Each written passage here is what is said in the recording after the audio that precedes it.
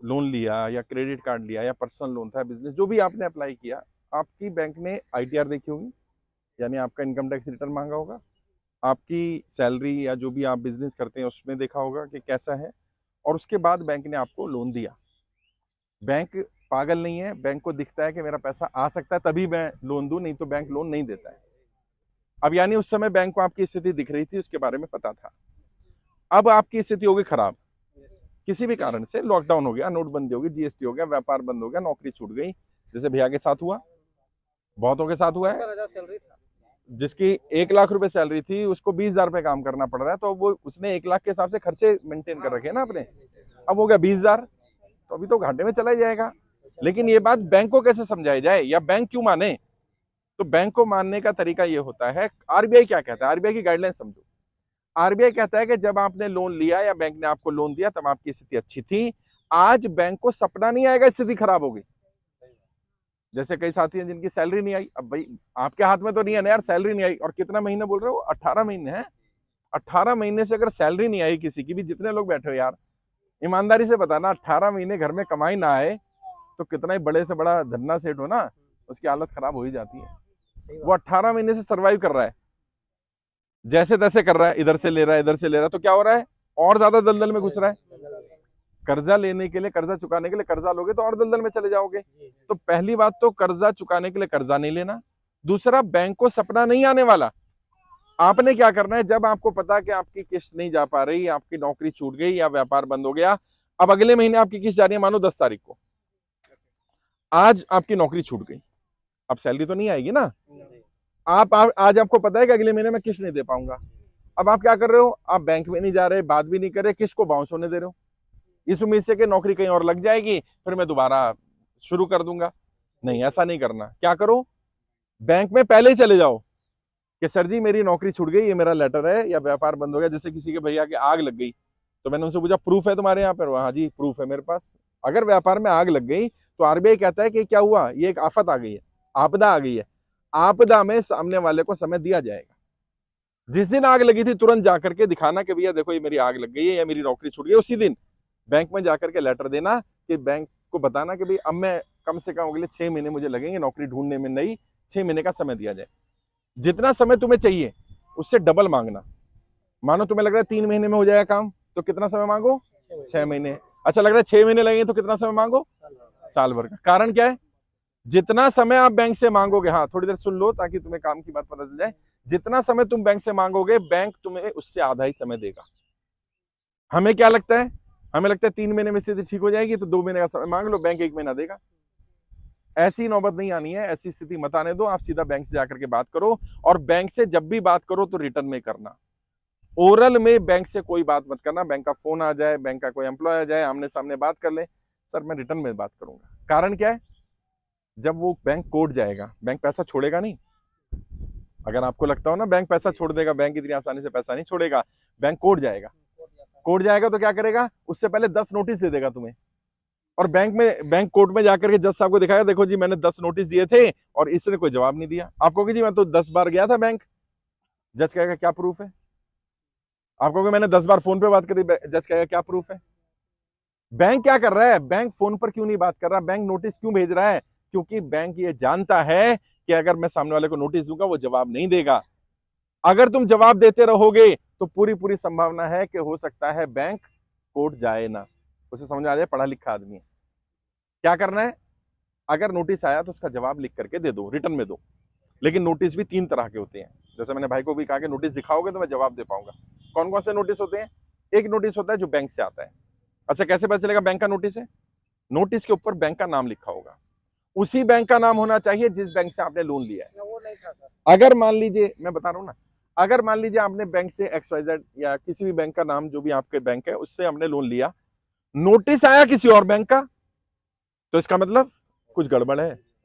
या तो मेरा लोन किसी और को ट्रांसफर कर दिया गया है, या किसी एजेंसी को दे दिया गया है, या ये रिकवरी वाले का है, या फिर एडवोकेट का नोटिस हो सकता है, उसमें वकील लिखा हो सकता है। अगर बैंक का नोटिस होगा तो जिस बैंक से लोन लिया उसका नाम होना जरूरी है। अगर उसका नाम नहीं है तो ये माना जाएगा ये उस बैंक का नोटिस नहीं है। दूसरा नोटिस आता है वकील का, वकील पे लिखा होता है एडवोकेट, अधिवक्ता, वकील, वकील के निशान भी होता है तो पहचान जाओगे। वकील का नोटिस आ गया। उसके बाद आता है कोर्ट का नोटिस। उसमें क्या लिखा होता है? न्यायालय, सत्र न्यायालय, जिला अदालत, लोक अदालत, कोर्ट। तो कोर्ट लिखा हो, अदालत लिखा हो, न्यायालय लिखा हो, यानी ये कोर्ट का नोटिस है। अब तीनों के जवाब कैसे देने? बैंक के आए नोटिस का जवाब खुद दे दो, कोई दिक्कत नहीं आती। रिटर्न में एप्लीकेशन दो, जैसे भैया ने भी एप्लीकेशन दी रिटर्न में, बैंक के नोटिस का जवाब अपने प्लेन पेपर पे लिख के दे दो, कोई दिक्कत नहीं। लेकिन अगर आया नोटिस वकील का, अब प्लेन पेपर नहीं चलेगा। क्यों? क्योंकि वकील को धाराएं पता होती हैं। तो एक वकील को पकड़ो, लोकल कोई भी वकील मिल जाएगा, 200 400 500 रुपए लेगा, वकील जवाब दे देगा। जैसे आप वकील के थ्रू जवाब दोगे तो बैंक को समझ में आ जाएगा पढ़ा लिखा आदमी समझदार है, इसको मूर्ख नहीं बना सकते। हो सकता है बैंक खुद ही बुला ले सेटलमेंट करने के लिए। अगर आया कोर्ट से नोटिस, तो कोर्ट में खुद जाओ। जैसे नोटिस आया, डेट आई, लोक अदालत की डेट है, सेशन कोर्ट की, खुद चले जाओ। जज भी इंसान है भाई। अगर तुम जेन्युइन हो, तुम्हारा व्यापार बंद हुआ, तुम्हारी नौकरी छूट गई, तुम्हारे साथ दिक्कत आ रही है, मैं लिख कर दे सकता हूं, जज साहब भी तुम्हारी सपोर्ट में बात करेंगे। सच बोलना बस। जो लोग, यहाँ भी कई लोग हैं जो झूठ बोलते हैं हमसे भी, मैं कहता हूँ भाई झूठ मत बोलो, सच सच बताओ यार। जब हम बैंक जाते हैं, बैंक जाकर के पता चलता है केस कुछ और है। अभी एक रिकवरी वाला आया, रिकवरी वाला उसको थोड़ा चिल्ला रहा था, तो उसने हमारे व्यक्ति को फोन कर दिया कि देखो रिकवरी वाले चिल्ला रहे हैं। हमारे व्यक्ति ने बात करी कि भाई आप क्यों चिल्ला रहे हो, रिकवरी वाले को चिल्लाने का अधिकार नहीं है, बदतमीजी करने का अधिकार नहीं है। उसने कहा कि साहब ये 5 दिन से मुझे बुला रहा है, कल आ जाना, परसों आ जाना, तरसों आ जाना, आज इन्होंने टाइम दिया था तभी आया हूं मैं। भाई जब आपने पैसे नहीं थे तो टाइम क्यों दिया रिकवरी वाले को? भाई झूठ मत बोलो। झूठ बोलोगे तो कोर्ट को भी पता चल जाएगा, और अगर सरकार को एक बार ये पता चल गया तुम झूठे हो, तो सरकार तुम्हारी अगर मदद करती भी होगी तो सरकार मदद नहीं करेगी।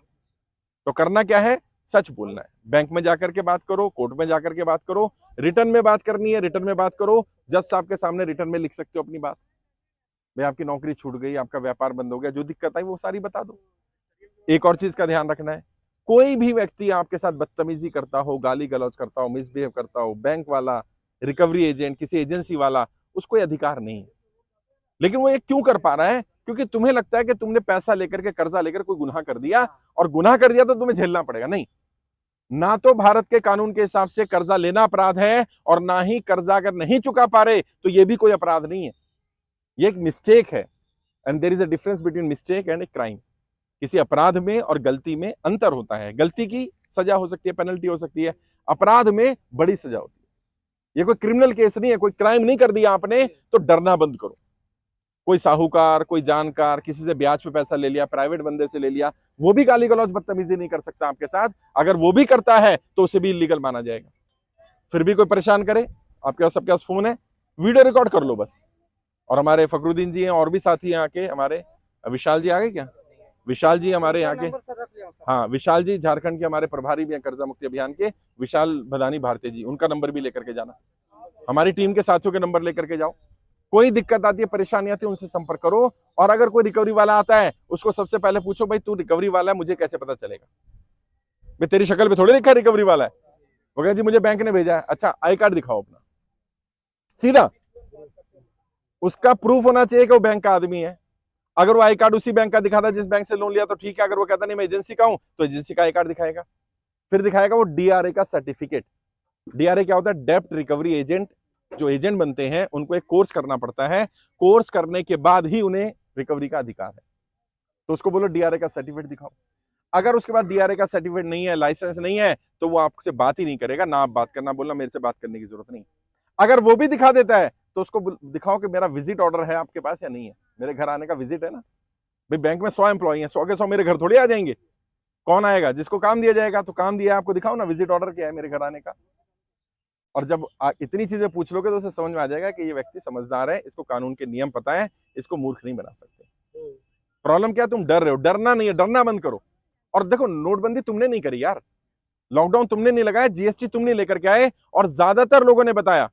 अभी हमारे साथ जो लोग 4,70,75,000 लोग जुड़े हैं ना, उनमें से ज्यादातर ने बताया लॉकडाउन के कारण ही व्यापार तबाह हुए हैं, लॉकडाउन के कारण ही दिक्कत है। और सरकार के लोग पता है क्या कह रहे हैं? सरकार के अधिकारी कह रहे हैं लॉकडाउन से भारत के व्यापार पर कोई फर्क ही नहीं पड़ा। मतलब मुझे ये नहीं समझ में आता कि ये सरकार के लोग जाते कहाँ हैं। अब आप में से ईमानदारी से हाथ उठा के वो लोग बताओ कि लॉकडाउन से फर्क पड़ा कि नहीं पड़ा? कितने लोग मानते हैं? कितने लोग मानते हैं? हाथ उठाओ भाई। ये सब लोग मान रहे हैं, 100% लोग ये मान रहे हैं कि लॉकडाउन के कारण फर्क पड़ा। मैं भी मानता हूं, क्योंकि व्यापार 10% भी नहीं रहा यार। और मैं कहता हूं सरकार के अधिकारी क्या करते मुझे नहीं पता, वो रांची आए और किसी मार्केट में घूम ले, उन्हें पता चल जाएगा। जब वित्त मंत्रालय हमारी टीम जाती है, अधिकारियों से मिलती है, तो अधिकारी कैमरे पर तो नहीं बोलते, लेकिन पीछे पीछे बोलते हैं, हाँ आप काम तो अच्छा कर रहे हो, लोगों की मदद कर रहे हो, बचा रहे हो, लेकिन समस्या ये है, इतनी बड़ी गंभीर समस्या नहीं जितनी आप दिखा रहे हो। अरे जितनी मैं दिखा रहा हूं उतनी नहीं है, उससे ज्यादा समस्या है। कर्जा, मैंने बताया ना, ऐसी चीजें सहा भी ना जाए और कहा भी ना जाए, किसको कहे इंसान, कौन सुनेगा भाई साहब। रिश्तेदार को पता चल जाए आपके ऊपर कर्जा है, रिश्तेदार भी आपसे साथ छोड़ देते हैं यार। हाँ सच बता रहा हूँ, नहीं बेटा यही सच्चाई है। समाज में कर्जे को बुरा माना जाता है, रिश्तेदार भी साथ छोड़ देते हैं। हाँ मांग ना बैठे क्योंकि कर्जे में फंसा हुआ है। और लोग मुझे कह रहे हैं आप तो डिफॉल्टर के साथ हो, आप तो जो लोग पैसा मारना चाहते हैं उनके साथ हो। नहीं भाई, मैं डिफॉल्टर के साथ नहीं। और यहाँ तुम में से जितने लोग हो, क्या पैसा मारना चाहते हो? देना चाहते हो ना? बस स्थिति ठीक हो जाए। अगर सरकार कमाई की स्थिति ठीक कर दे, व्यापार ठीक कर दे, नौकरी ठीक हो जाए, दे दोगे ना भैया? अगर वो भैया की 55,000 की नौकरी 1 लाख की लग जाए, भाई दे देगा सारे पैसे। दिक्कत तो ये है कि काम नहीं है, यही बात मैं सरकार को बताने की कोशिश कर रहा हूँ। और तुम ये नियत रखो कि अगर कल पैसा है तो देना भी है। सरकार के अधिकारी आएंगे, आज नहीं तो कल आएंगे। अब दबाव पड़ गया, क्योंकि जब संख्या 25,000 थी ना, वो सुन नहीं रहे थे हमें। जब 50,000 हुई तो उन्हें लगा रहे यार ये तो 50,000 हो गए। जब 1 लाख हुए तो लेटर के जवाब देने शुरू कर दिए उन्होंने। जब 2 लाख संख्या हुई तो पीएमओ से भी जवाब आने लगा। अभी मैंने बताया ना, 4,75,000 हो गई है। और अभी आपने देखा होगा जंतर मंतर पे हम लोग इकट्ठे हुए थे, हजारों की संख्या में लोग थे, इतनी फोर्स लगानी पड़ गई थी, जबकि मैंने मना किया था दिल्ली से बाहर से लोग ना आए, तब इतने लोग पहुंचे थे। और अभी 8 अगस्त 2023 को हम रामलीला मैदान में मिलने वाले हैं। और आपके लिए 8 अगस्त 2023 को रामलीला मैदान में ही वित्त मंत्री को भी बुलाया जा रहा है, आरबीआई के गवर्नर को भी बुलाया जा रहा है। जनता के सामने आकर के जनता की बात सुनो।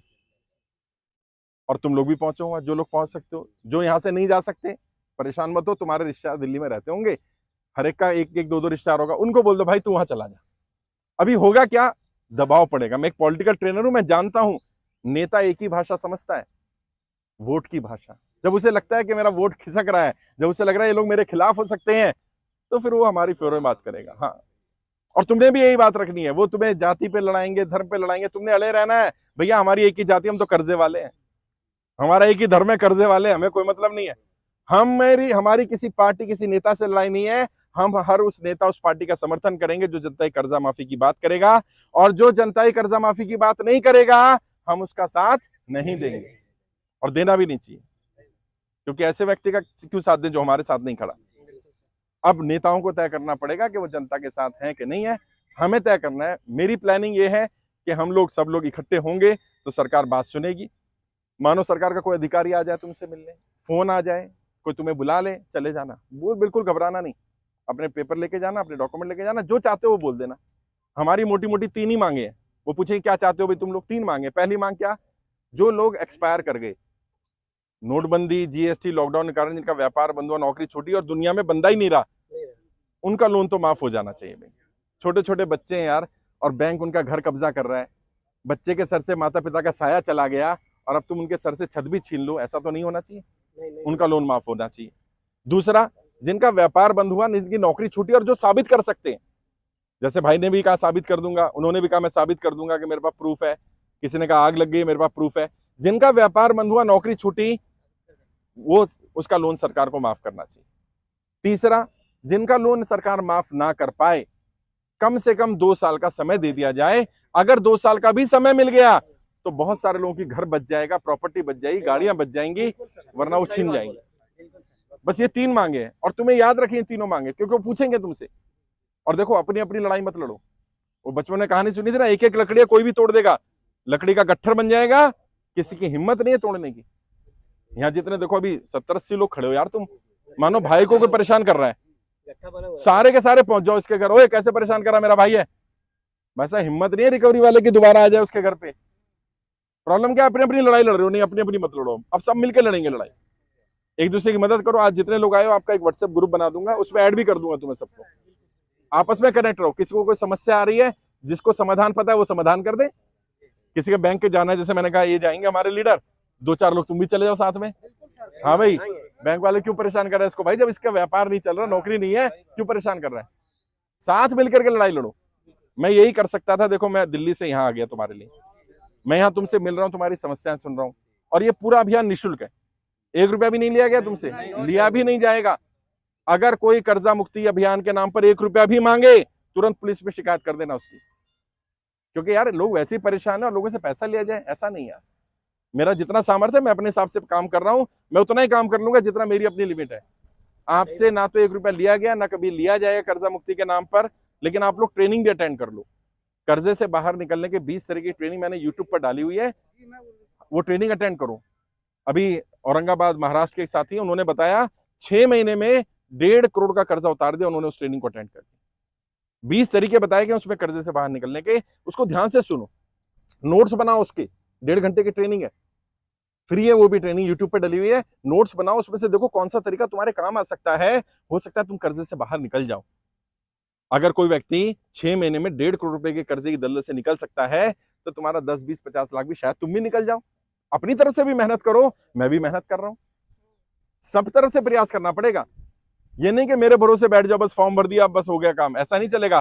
फॉर्म भर दिया, अपनी ट्रेनिंग भी अटेंड करो, अपने व्यापार को आगे बढ़ाओ, अपनी नौकरी के लिए प्रयास करो, अपने सर पर मेहनत करते रहो, मैं भी मेहनत करता रहूंगा। सरकार अगर बुला ले बाई चांस तो चले जाना, और दिल्ली जो लोग आ सकते हो, एक दिन का समय निकाल करके 8 अगस्त को दिल्ली, 8 अगस्त को रामलीला मैदान में दिल्ली में है, 5 लाख से ज्यादा लोग वहां पहुंचने वाले हैं। आप लोग भी जो पहुंच सकते हो पहुंचो, और जितनी ज्यादा संख्या में पहुंच सकते हो पहुंचो। एक दिन में हो सकता है उस दिन, क्योंकि वित्त मंत्री को भी बुला रहे हैं हम, आरबीआई के गवर्नर को भी बुला रहे हैं, पीएमओ के अधिकारी को बुला रहे हैं। जब उन्हें उतनी भीड़ दिखेगी कि इतने सारे लोग हैं, तो हो सकता है उन पर दबाव पड़े और उस दिन ही वो कह देंगे चलो भाई 2 साल का समय सबको दे देते हैं, बाकी सबको बुला लेंगे, एक एक केस देख लेंगे। जो सरकार कर दे हमारे लिए वही मंजूर है, हमें कोई दिक्कत नहीं है। अगर सरकार समय दे देगी तो भी ठीक है हमारे लिए, कम से कम 2 साल तक आप टेंशन फ्री होकर के अपना काम धंधा कर लो। 2 साल में अपना व्यापार करके, नौकरी करके, काम धंधा करके निकल जाओ कर्जे की दलदल से बाहर। बाकी जिन लोगों ने फॉर्म भरा है हमारा पहले, उनका फाइल नंबर दे दूंगा। जिन्होंने फॉर्म नहीं भरा है वो खुद भी फॉर्म भरो, और कम से कम 100 लोगों से फॉर्म भरवाओ यार। बहुत लोग परेशान है। अभी 2 लोग मिले ना, वो कह रहे हैं भाई साहब आप भी आओ, मैं तो पता ही नहीं था मुझे। अभी यहाँ तो ऐसी स्थिति है, मैं उत्तर प्रदेश में गया, वहां चाचा जी ने फॉर्म भर दिया था, भतीजा भी कर्जे में था, उसने नहीं भरा। बाई चांस उसे पता चला, वो भी पहुंच गया, वो कह रहा है चाचा जी आप यहाँ क्या कर रहे हो? कह रहे बेटा मैंने ही फॉर्म भरा है, मेरा कर्जे का था, मैंने तो 6 महीने पहले भर दिया। कह रहे चाचा जी आपने बताया नहीं। लड़ पड़े दोनों, चाचा जी आपने मुझे क्यों नहीं बताया, आप अपना ही कर्जा माफ कराना चाह रहे हो? तो मैं बता रहा हूं तुम्हें, कल को अगर मानो तुम्हारा कर्जा माफ हो गया और तुम्हारे किसी रिश्तेदार को पता चल गई, लड़ पड़ेगा तुमसे वो कि भाई तूने मुझे क्यों नहीं बताया था। तो इसलिए जितने भी व्हाट्सएप ग्रुप हैं, व्हाट्सएप में संपर्क है, उनको भेज दो मैसेज कि भैया कर्जा मुक्ति अभियान चल रहा है। और कुछ मत बताओ यार, मैंने ऐसा सुना है, गूगल पे सर्च कर ले। जैसे वो गूगल पे सर्च करेगा उसे फॉर्म वगैरह सब सारी जानकारी मिल जाएगी। मत बताओ तुमने फॉर्म भरा है, लेकिन किसी की मदद करो यार।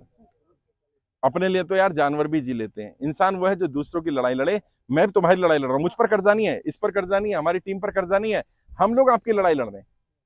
और मैं आपसे फिर वादा कर रहा हूं, एक एक व्यक्ति का 1-1 रुपया कर्जा माफ करवाऊंगा। जब तक कर्जा माफ नहीं हो जाता यह आंदोलन जारी रहेगा। मैं आपकी लड़ाई लड़ूंगा, मैं निकालूंगा आपको कर्जे की दलदल से पूरी तरह बाहर। साथ मिलकर के लड़ाई लड़ेंगे, और हमारा एक ही नारा है, उसी नारे को याद रखना, बस जनता का कर्जा माफ करना पड़ेगा। हाँ जी, क्या है नारा? जनता कर्जा माफ, जोश, एनर्जी, जनता कर्जा माफ, जनता का कर्जा माफ, जनता का कर्जा माफ। हमारी और कोई लड़ाई नहीं है भाई, जनता का कर्जा माफ करना पड़ेगा। जब बड़े बड़े अमीरों को लाखों करोड़ रुपए का राहत दी जा सकती है, हमारा कितना कर्जा है यार? यहाँ कोई है जो इसका 100 करोड़ रुपया कर्जा? बताओ जरा। 10 लाख 10 लाख 20 लाख 50 लाख 1 करोड़ का भी शायद एक आधी होगा यहाँ, सब मिला के 1 करोड़ होगा। हाँ, मैं कह रहा हूं, अगर लाखों करोड़ रुपए आपने बड़े बड़े उद्योगपतियों के 100 परिवारों के माफ कर दिए, 1-8 करोड़ लोगों के ये भी माफ कर दो, 10-10 लाख 20-20 लाख रुपए, क्या फर्क पड़ रहा है यार?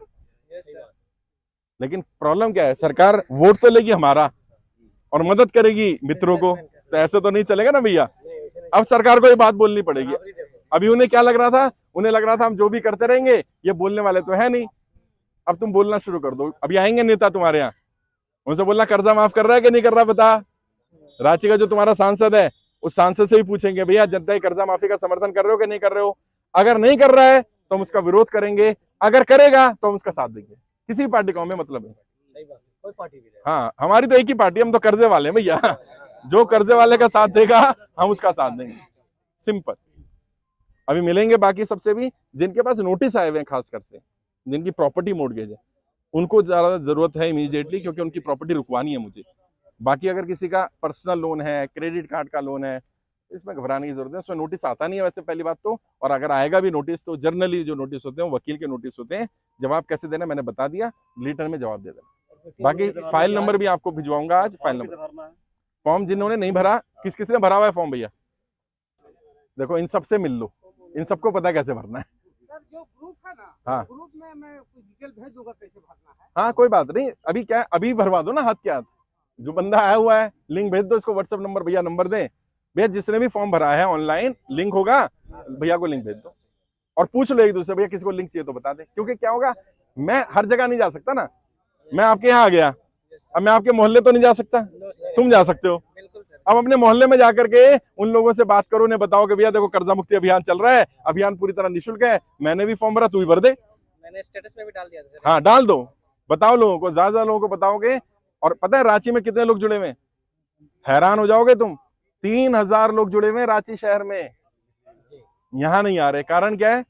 कई लोग शर्मा रहे हैं, कई लोग लग रहा है, एक व्यापारी है आपके यहीं के, उन्होंने कहा सर मेरे ऊपर ना 3.5 करोड़ रुपया कर्जा है, लेकिन मुझे सब जानते हैं, अगर मैं वहां पे खड़ा हो गया तो सब पहचान जाएंगे। तो लाला जी हमारे, मैं नाम नहीं ले रहा उनका क्योंकि नाम लेना सही नहीं है। उन्होंने कहा लेकिन मैं, आप मेरी कोठी पे आ जाओ और मैं आपके रुकने की व्यवस्था भी कर दूंगा सब। मैंने भैया मैं सड़क पे मिलता हूँ, मैं रुकने की व्यवस्था खुद कर सकता हूँ, मैं भी होटल में बुला सकता हूँ, मैं सड़क पे क्यों मिलता हूँ? ताकि जनता को पता रहे, किसी को डर ना लगे आते हुए। क्योंकि बड़ी जगह बुला लो ना तो लोगों को डर लगता है, संकोच लगता है, बड़े बड़ा होटल है, जाऊं कि नहीं जाऊं, पैसे तो नहीं लगेंगे। हाँ, इसलिए मैं सड़क पे बैठता हूँ। कोई ये ना कहे यार 100 रुपए लगेंगे, मैं नहीं जा रहा। इसलिए मैंने कहा भैया मैं ऐसा नहीं मिलूंगा, आपको आना है तो आ जाना। उन्होंने ये भी कहा कि आपको गाड़ी चाहिए, पैसा चाहिए, जो चाहिए बता दो, लेकिन मैं पब्लिकली नहीं आ सकता। मैंने नहीं आना, पब्लिक में पड़ेगा। ये शर्म छोड़नी पड़ेगी भाई, क्योंकि कब तक छुपते रहोगे? जिस दिन तुम्हारी प्रॉपर्टी बिक जाएगी, मैंने उनको भी कहा लाला जी को, लाला जी जिस दिन तुम्हारी कोठी बैंक कब्जा कर लेगा, तब पड़ोसी वड़ोसी को पता चल जाएगा ना कब्जा हो गया, तो क्यों इंतजार कर रहे हो उस मनोज दिन का कि कोठी जाए? आ जाओ, मिल लो। और यहाँ आएंगे तो सबके साथ बैठेंगे तो उन्हें भी दिखेगा ना इतने सारे लोग हैं। यही कोशिश थी मेरी कि तुम्हें मिलवा दिया जाए, सबसे 1 to 1 मिलेंगे, बातचीत करेंगे। समय कम है, आगे भी जाना है मुझे, बट आपके जो डाउट्स हैं वो क्लियर करके जाऊंगा। आ जाओ, जिन्होंने एंट्री नहीं करी है भैया एंट्री करवा लो उधर इस साइड से।